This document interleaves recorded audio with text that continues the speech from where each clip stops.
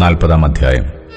ഞങ്ങളുടെ പ്രവാസത്തിന്റെ 25-ാം ആണ്ടിന്റെ ആരംഭത്തിങ്കൽ 10-ാം തീയതി നഗരം പിടിക്കപ്പെട്ടതിന്റെ 14-ാം ആണ്ടിൽ അന്നേ തീയതി തന്നെ യഹോവയുടെ കൈ എന്റെ മേൽ വന്ന് എന്നെ അവിടേക്ക് കൊണ്ടുപോയി. ദിവ്യദർശനങ്ങളിൽ അവൻ എന്നെ ഇസ്രയേൽ ദേശത്ത് കൊണ്ടുചെന്ന് ഏറ്റവും ഉയർന്ന ഒരു പർവ്വതത്തിന്മേൽ നിർത്തി.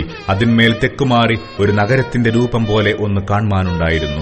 അവൻ എന്നെ അവിടെ കൊണ്ടുചെന്നു. അവിടെ ഒരു പുരുഷനുണ്ടായിരുന്നു.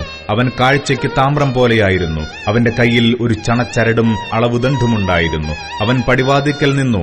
ആ പുരുഷൻ എന്നോട്, മനുഷ്യപുത്ര, നീ കണ്ണുകൊണ്ട് നോക്കി ചെവികൊണ്ട് കേട്ട് ഞാൻ നിന്നെ കാണിപ്പാൻ പോകുന്ന എല്ലാറ്റിനും ശ്രദ്ധ വയ്ക്ക. ഞാൻ അവ നിനക്ക് കാണിച്ചു തരുവാനായിട്ടാകുന്നു നിന്നെ ഇവിടെ കൊണ്ടുവന്നത്. നീ കാണുന്നതൊക്കെയും ഇസ്രയേൽ ഗൃഹത്തോട് അറിയിക്ക എന്ന് കൽപ്പിച്ചു. എന്നാൽ ആലയത്തിന് പുറമേ ചുറ്റും ഒരു മതിലുണ്ടായിരുന്നു. ആ പുരുഷന്റെ കയ്യിൽ 6 മുഴം നീളമുള്ള ഒരു അളവുദണ്ഡുണ്ടായിരുന്നു. മുഴമോ 1 മുഴവും 4 വിരലുമത്രേ. അവൻ അതിൽ അളന്നു. വീതി 1 ദണ്ഡ്, ഉയരം 1 ദണ്ഡ്. പിന്നെ അവൻ കിഴക്കോട്ട് ദർശനമുള്ള ഗോപുരത്തിങ്കൽ ചെന്ന് അതിന്റെ പതനങ്ങളിൽ കയറി ഗോപുരത്തിന്റെ ഉമ്മരപ്പടി അളന്നു. അതിന്റെ വീതി 1 ദണ്ഡ്, മറ്റേ ഉമ്മരപ്പടിയുടെ വീതിയും 1 ദണ്ഡ്. ഓരോ മാടത്തിനും 1 ദണ്ഡ് നീളവും 1 ദണ്ഡ് വീതിയും ഉണ്ടായിരുന്നു. മാടങ്ങൾ തമ്മിൽ 5 മുഴം അകന്നിരുന്നു. ഗോപുരത്തിന്റെ ഉമ്മരപ്പടി അകത്ത് ഗോപുരത്തിന്റെ പൂമുഖത്തിനരികെ 1 ദണ്ഡായിരുന്നു. അവൻ ഗോപുരത്തിന്റെ പൂമുഖം അകത്തുവശം അളന്നു. 1 ദണ്ഡ്. അവൻ ഗോപുരത്തിന്റെ പൂമുഖം അളന്നു. അത് 8 മുഴവും അതിന്റെ കട്ടിളക്കാലുകൾ ഈ 2 മുഴവുമായിരുന്നു. ഗോപുരത്തിന്റെ പൂമുഖം അകത്തോട്ടായിരുന്നു. കിഴക്കോട്ട് ദർശനമുള്ള ഗോപുരത്തിന്റെ മാടങ്ങൾ ഇപ്പുറത്ത് 3 അപ്പുറത്ത് 3 മൂന്നിനും ഒരേ അളവും ഇപ്പുറത്തും അപ്പുറത്തുമുള്ള കട്ടിലക്കാലുകൾക്ക് ഒരേ അളവുമായിരുന്നു. അവൻ ഗോപുരപ്രവേശനത്തിന്റെ വീതി അളന്നു 10 മുഴം. ഗോപുരത്തിന്റെ നീളം അളന്നു 13 മുഴം. മാടങ്ങളുടെ മുമ്പിൽ ഇപ്പുറത്ത് 1 മുഴമുള്ളൊരു അതിരഴിയും അപ്പുറത്ത് 1 മുഴമുള്ളൊരു അതിരഴിയും ഉണ്ടായിരുന്നു. ഇപ്പുറത്തും അപ്പുറത്തും ഓരോ മാടവും 6 മുഴമുള്ളതായിരുന്നു. അവൻ ഒരു മാടത്തിന്റെ മേൽപ്പുര മുതൽ മറ്റേതിന്റെ മേൽപ്പുര വരെ അളന്നു. വാതിലോട് വാതിൽ 25 മുഴമായിരുന്നു. അവൻ പൂമുഖം അളന്നു 20 മുഴം. ഗോപുരത്തിന്റെ മാടങ്ങൾ ചുറ്റും പ്രാകാരത്തിലേക്ക് തുറന്നിരുന്നു. പ്രവേശനവാതിലിന്റെ മുൻഭാഗം തുടങ്ങി അകത്തെ വാതിൽക്കലെ പൂമുഖത്തിന്റെ മുൻഭാഗം വരെ 50 മുഴമായിരുന്നു. ഗോപുരത്തിനും പൂമുഖത്തിനും അകത്തേക്ക് ചുറ്റിലും മാടങ്ങളിലും ഇടത്തൂണുകളിലും അഴിയുള്ള ജാലകങ്ങളുണ്ടായിരുന്നു. ആ ജാലകങ്ങൾ അകത്ത് ചുറ്റുമുണ്ടായിരുന്നു. ഓരോ ഇടത്തൂണിന്മേലും ഈന്തപ്പനകളും ഉണ്ടായിരുന്നു. പിന്നെ അവൻ എന്നെ പുറത്തെ പ്രാകാരത്തിലേക്ക് കൊണ്ടുചെന്നു.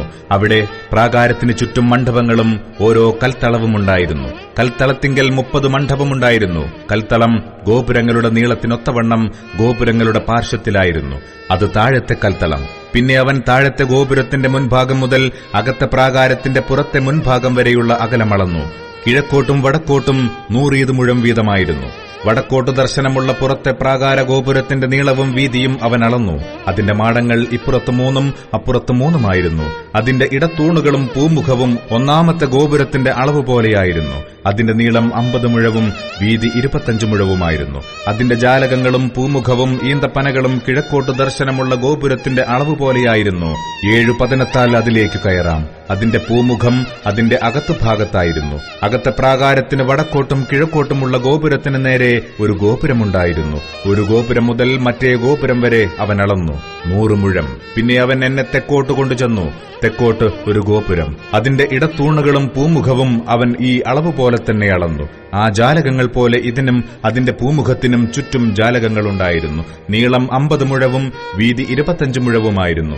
അതിലേക്ക് കയറുവാൻ 7 പതനമുണ്ടായിരുന്നു. അതിന്റെ പൂമുഖം അതിന്റെ അകത്തുഭാഗത്തായിരുന്നു. അതിന് അതിന്റെ ഇടത്തൂണുകളിന്മേൽ ഈന്തപ്പനകൾ ഇപ്പുറത്തൊന്നും അപ്പുറത്തൊന്നും ഉണ്ടായിരുന്നു. അകത്തെ പ്രാകാരത്തിന് തെക്കോട്ട് ഒരു ഗോപുരമുണ്ടായിരുന്നു. തെക്കോട്ട് ഒരു ഗോപുരം മുതൽ മറ്റേ ഗോപുരം വരെ അവൻ അളന്നു 100 മുഴം. പിന്നെ അവൻ തെക്കേ ഗോപുരത്തിൽ കൂടി എന്നെ അകത്തെ പ്രാകാരത്തിൽ കൊണ്ടുചെന്നു.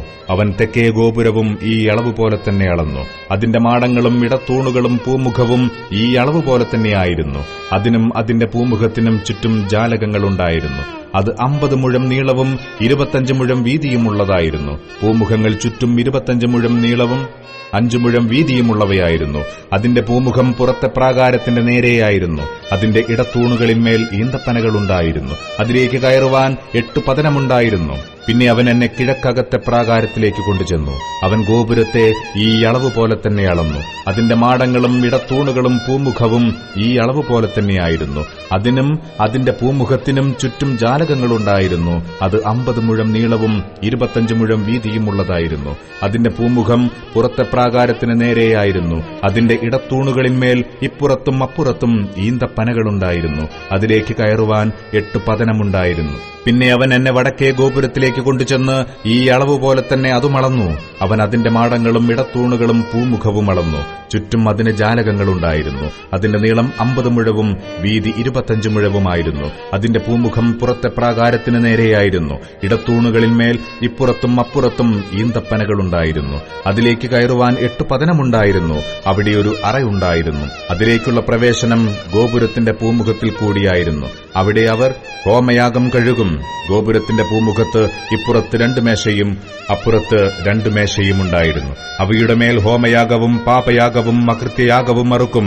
ഗോപുരപ്രവേശനത്തിങ്കിൽ കയറുമ്പോൾ പുറമേ വടക്കുവശത്ത് 2 മേശയും പൂമുഖത്തിന്റെ മറുവശത്ത് 2 മേശയും ഉണ്ടായിരുന്നു. ഗോപുരത്തിന്റെ പാർശ്വഭാഗത്ത് ഇപ്പുറത്ത് 4 അപ്പുറത്ത് 4 ഇങ്ങനെ 8 മേശയുണ്ടായിരുന്നു.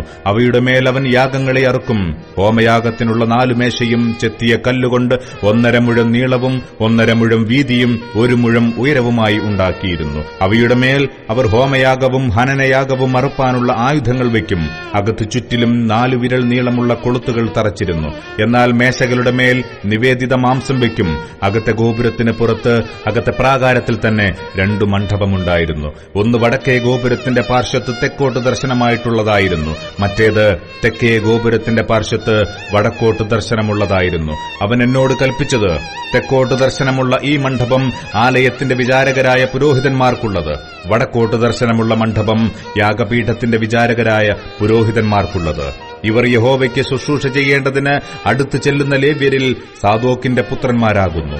അവൻ പ്രാകാരത്തെ അളന്നു. അത് 100 മുഴം നീളവും 100 മുഴം വീതിയും ഇങ്ങനെ ചതുരശ്രമായിരുന്നു. യാഗപീഠമോ ആലയത്തിന്റെ മുൻവശത്തായിരുന്നു. പിന്നെ അവൻ എന്നെ ആലയത്തിന്റെ പൂമുഖത്ത് കൊണ്ടുചെന്നു. അവൻ പൂമുഖത്തിന്റെ മുറിച്ചുവരളന്നു.